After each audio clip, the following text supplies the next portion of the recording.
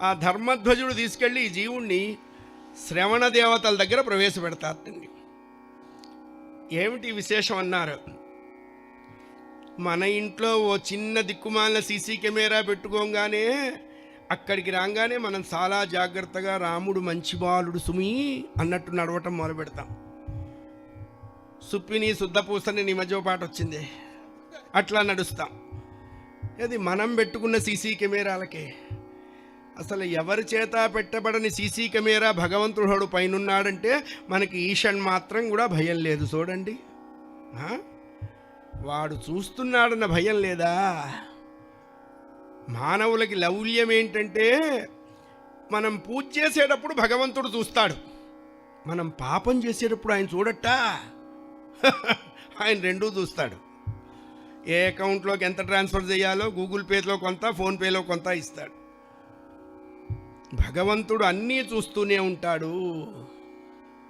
చేసిన పాపమైనా పండాలి, చెట్టుకున్న కాయ అయినా పండాలి, రెండూ పండితేనే రాలుతాయి.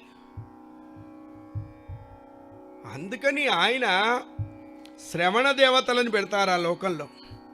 వాళ్ళు ఏం చేస్తారండి, డాక్టరు నీ బొడ్డు కోసి ముడేసినప్పటి నుంచి చివర నిన్ను పడుకోబెట్టి ముడిగట్టేంత వరకు నువ్వు చేసిన ప్రతి ప్రోగ్రాము మినిట్స్ సెకండ్స్తో సహా అన్నీ స్కాన్ చేస్తారు.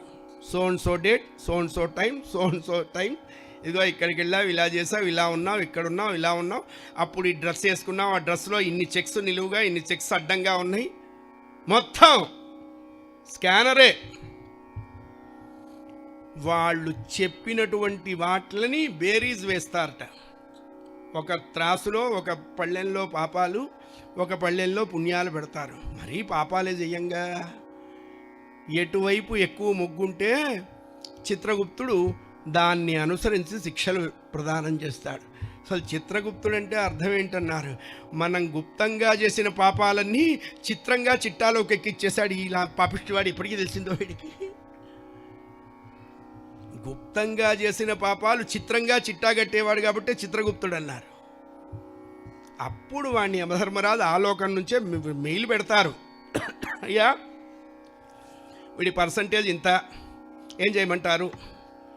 ఆయన తీస్తాడు, కాలాంజనామృతమో ధర్మసింధో నిర్ణయసింధో తీస్తాడు, తొయ్యండి అక్కడికంటారు. పాపాత్ములు పుణ్యాత్ములు వెళ్ళే దోవ ఒకటే, వయా జంక్షన్ అదే.